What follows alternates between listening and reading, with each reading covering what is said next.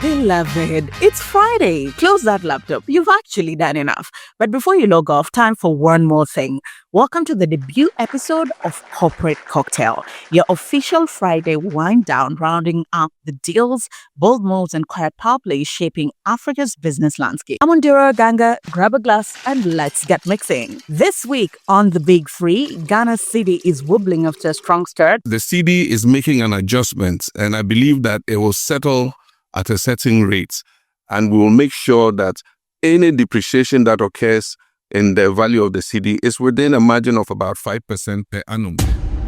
Malawi voters are swapping one broken promise for another. It shouldn't be like that. We need the results, and they are very important for us because we need change. And in South Sudan, corruption is the GDP thief that you didn't see coming. Corruption is killing South Sudanese. It's not incidental. It's the engine of South Sudan's collapse, hollowing out its economy, gutting institutions, fueling conflict, and condemning its people to hunger and preventable death. Later on, Kefa Mwiruri walks us through his bold bet on the Fed rate cut and why Nigeria is the home of most unicorns in Africa. We begin in Ghana, where the city's sterling performance and wonderful run from the beginning of the year came to an end in the third quarter.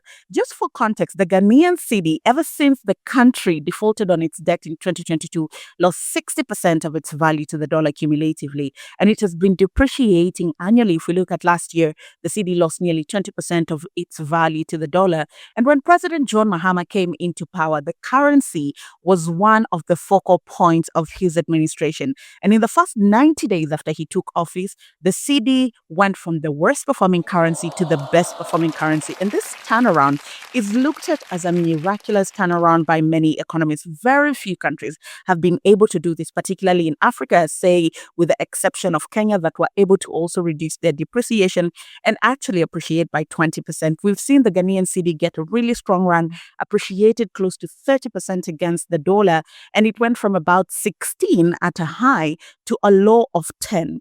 And this was such a relief, particularly for many people. Ghana is an import-heavy economy, and many people were feeling the heat, particularly when the dollar was at 16, because the cost of basic goods and services had just skyrocketed.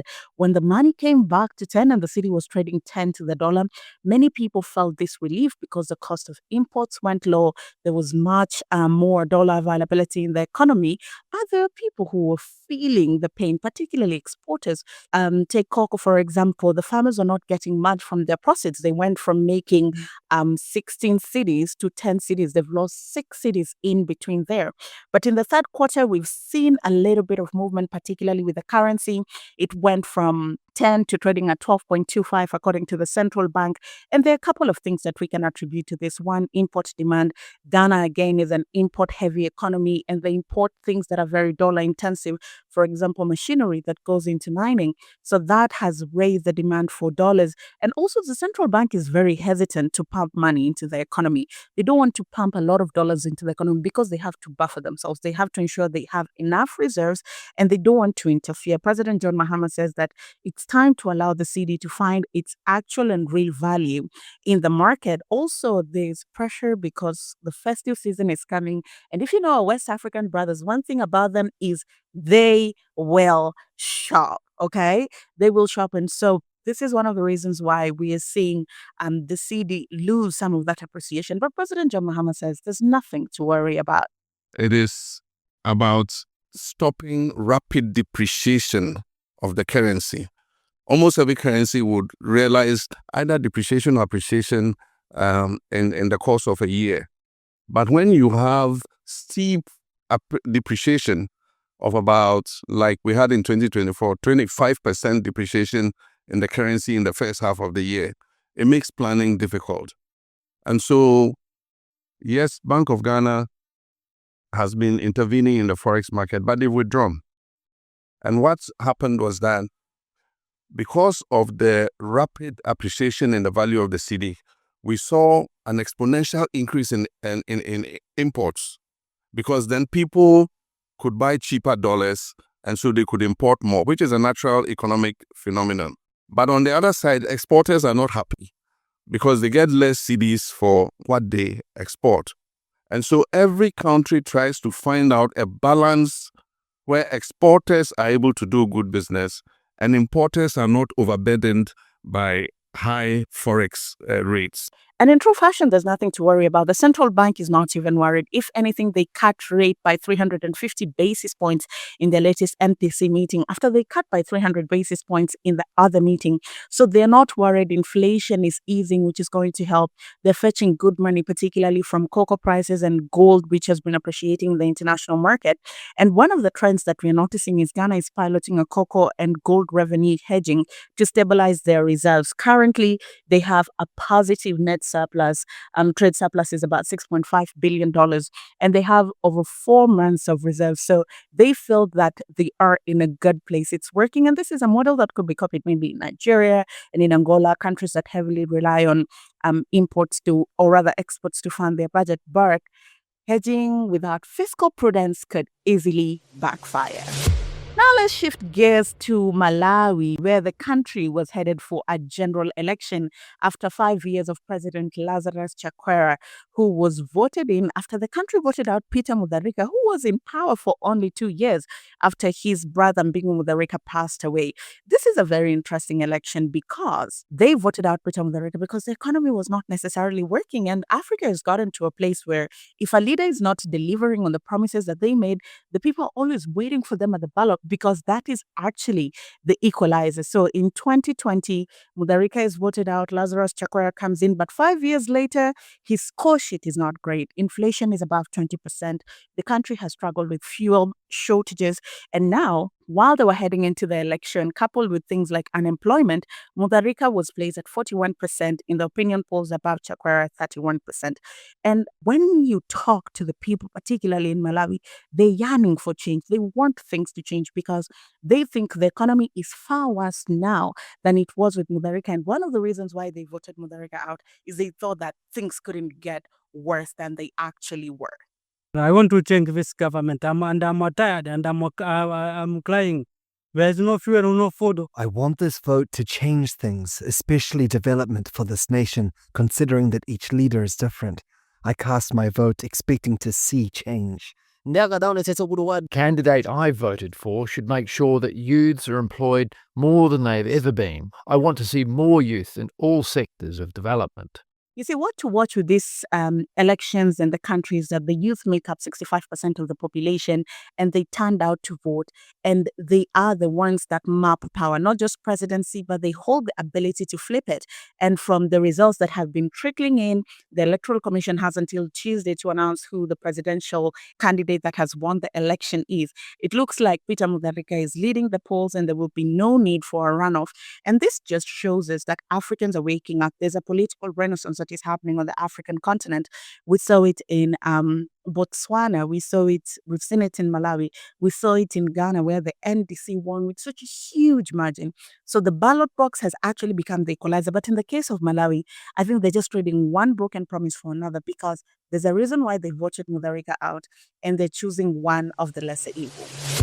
And to wrap up Big Three, we have South Sudan and the economy of graft. So this is a really interesting country because it's one of the youngest countries on the African continent, but it's always in the news and for all the wrong and sad reasons. If there isn't civil unrest or political unrest in the country, then they're on the headlines because of corruptions and just allegations of mismanaging the country's resources. According to a report by the UN, the country has recorded all receipts of up to $25 billion. But instead of the economy advancing, it has actually regressed. If you look at GDP per capita, when we got independence in 2011, it was 1,660. In 2025, it's 421. It has reduced by 75%. And there are a couple of things that have not gone right in this country. Politics is being used as a tool for power brokerage and amassing wealth, particularly for the elite. There's a project that is dubbed Oil for Roads, and it was meant to build roads in the country, improve connectivity, jumpstart the economy. But from the $2.2 billion that was allocated for this project, $1.7 billion cannot be accounted for. And only 5% of those roads are completed. 95% are not complete. And these are projects and tenders that are linked to political elites.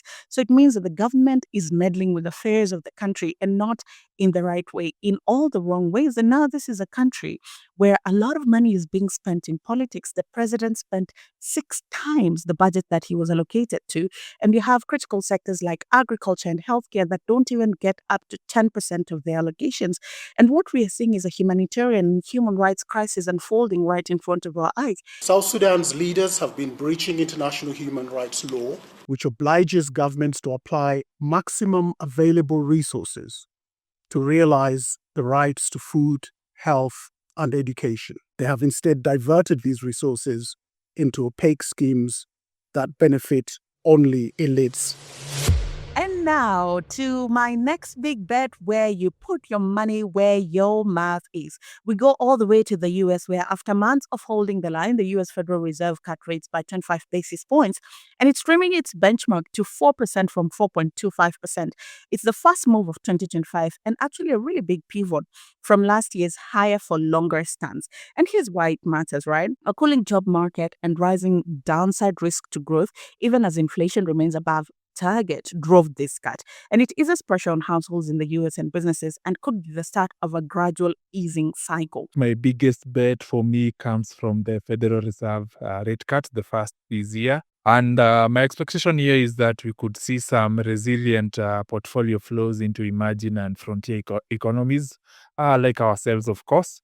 And moving further afield, of course, those sovereign bond issuances by governments in emerging and frontier markets will come good because, of course, the interest rates are expected to now fall.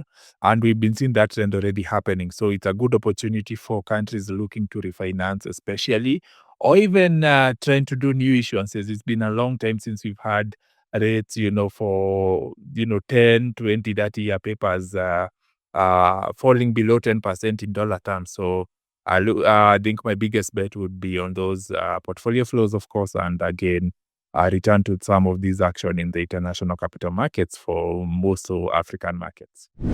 Thank you so much for listening. My name is Indira Ganga. This has been Corporate Cocktail, your official Friday wind down, where we put into perspectives the deals and decisions that are happening in Africa. Just a summary, today we looked at Ghana's fading miracle in terms of its currency, Malawi's democracy, recycling leaders from Peter Mutharika to now Lazarus Chakwera and back to Peter Mutharika, and how South Sudan shows how billions vanish. Different stories, one common thread. When politics and economies collide, the streets always feel it first. Until next Friday, my name is Indira Oganga. Remember to like this podcast, share, and leave a review down below. See you next time.